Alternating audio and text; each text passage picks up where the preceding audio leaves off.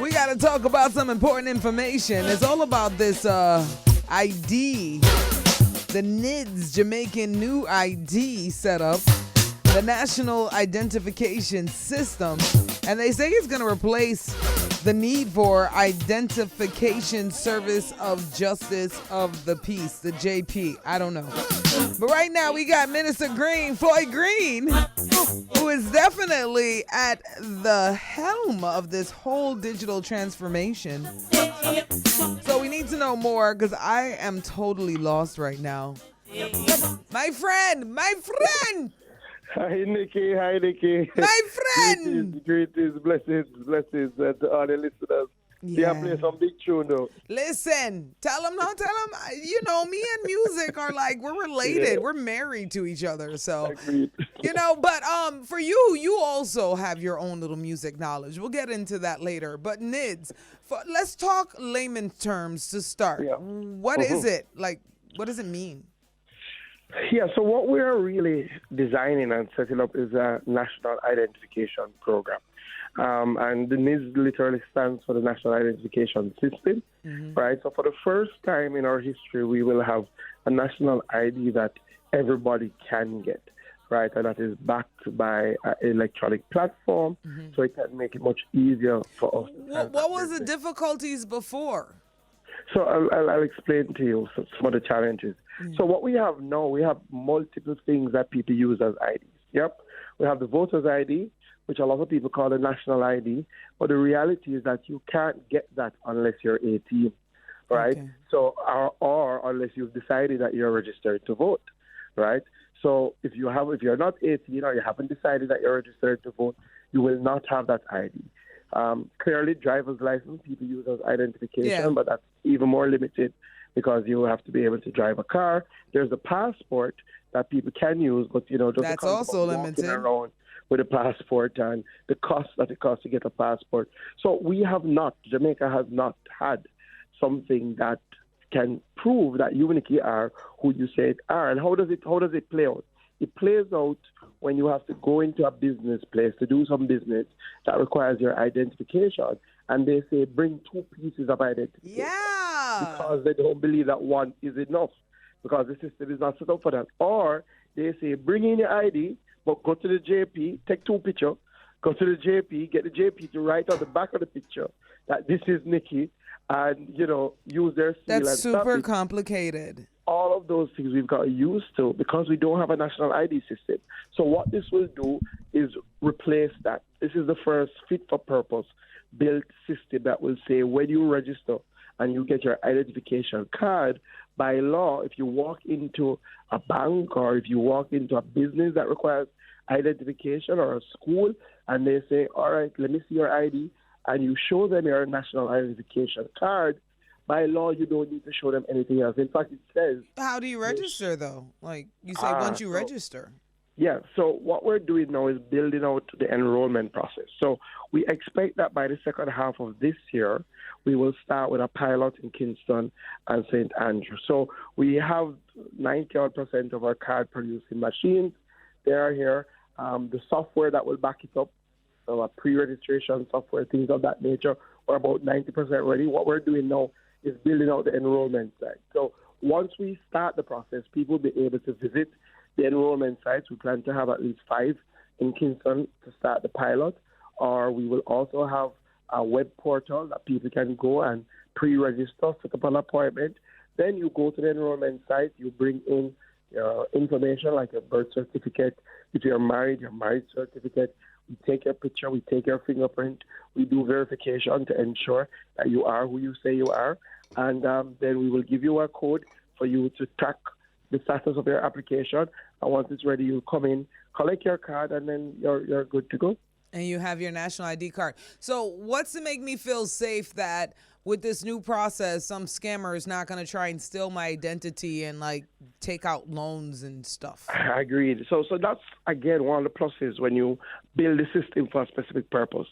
So because we know that we're building it to host identity information, we've had to go to tremendous lengths to ensure that it is as safe as possible. So one, we have looked at what has gone around the world. We've looked at what has happened in Estonia, in India, the successes. We've brought in their experts, and they're working with us in relation to our security policies. We've also looked at the ISO standard, and we're building the system to the highest level ISO standard. So that's the international standard for security in relation to data protection. But additionally, we've mandated some things by law, which is a first in our history, Nikki. So, for example, we have said that once the information is input into the system, it has to be encrypted. And what does that mean? In other words, it is transferred into an illegible form. Right. So you couldn't just look on the computer screen and see Nikki's info, right? You would have to have access to do so, right? So that is one. Two, we're protecting the access by what they call blockchain technology. What it in essence means is that when you access somebody's information, you can't then erase that access. So we will always have a trail to know who is accessing your information, at what time, and for what purpose. So those things really help to keep the system itself safe. Additionally, we're under the Data Protection Act. So what it means is that we will have oversight. So we will have the Information Commissioner who will ensure that we are and we being the National Identity Registration Authority, a new agency which will come to the fore, that they are complying with the Data Protection Act and all the standards of protecting our data. Additionally, there's an independent oversight that the ECJ will serve as. They will answer to Parliament, not to the agency, and they will vet to see if the agency is living up to the standards. So and on the technology side, on the legislation side, and clearly on the people who work their side, nobody by law can give out your information unless there is consent. Right? So that's one of the big pluses of the system, and it is a criminal offense. So will this make it easier for us to get bank accounts? Because, in Jamaica, they kind of want like your firstborn, your blood type, blood donation, what's going on? We're actually signing an MOU with our banks in another 2 weeks. And the plan is for them to use the national identification system to make it much more simpler for Jamaicans to open bank accounts. Right. Again, you operate in multiple jurisdictions. You can walk into a bank in the States and walk out. Exactly. I don't have to walk in a bank no more. I can do it online. You don't have to, so that's where we're going. A lot of the banks will tell you a lot of it has to do with know your client and the lack of identity and identity theft and fraud. So when you say that, Floyd, and that's true, but a bigger part of it has to do with people just taking too long to update their systems. They're stuck in old ways, and the world has moved on. Yeah, that's part of it. I agree with you. Yeah. So what we're doing is we're front loading that. So we're saying to the bank, sign an MOU with us. Let us work on system development. What we want is that when somebody gets their national ID, they can use that national ID and have a very simple process to open that bank account. There's no reason for it to take so long. Yeah, and there's no reason at this point, especially when we are in the middle of pandemics and monkeypox, chickenpox, and who knows what else they're going to throw at us next, where all of the companies don't make some of the simplest transactions accessible online. There should no longer be any need to crowd up into any government agency when we're this far. You know what I mean? Agreed. Yeah. So this is going to be a help towards making those things happen. Yeah, so that is the plan. I think, people have appreciated now, as because of COVID, and you're right, we have seen that you need to put more of these services online. There's no reason for somebody having to leave St. Elizabeth to travel into Kingston to do some of these things. So part of what we're doing, we've set up an implementation task force. What this will do with the national identification system is give us the opportunity, especially through the portal and the online support, to move more of these systems online. And once we're able to do that, it will genuinely make our lives easier. So that's what we're trying to do. More efficient, less bureaucracy, and make it life easier. Because if I live in St. Elizabeth, I ain't trying to drive to Kingston if I don't have to. Agreed. And, you don't want to. Everybody knows that St. Elizabeth are the best place. So, it's so hard. Agreed. So there's one important project that we're launching, Nikki, I want to talk about quickly, and we call it Operation Birthright. And what we're doing, we've recognized that a lot of Jamaicans, unfortunately, still don't have birth certificates, right? Really? For a multiplicity of reasons. Some of them, they were just not registered. Right. Some of them, they were registered, but over the course of time, they lost just that left out the information. process and Yeah, just said forget and it. Yeah. they don't have, a lot of them don't have the money, the resources Yeah. to afford to get their birth certificate.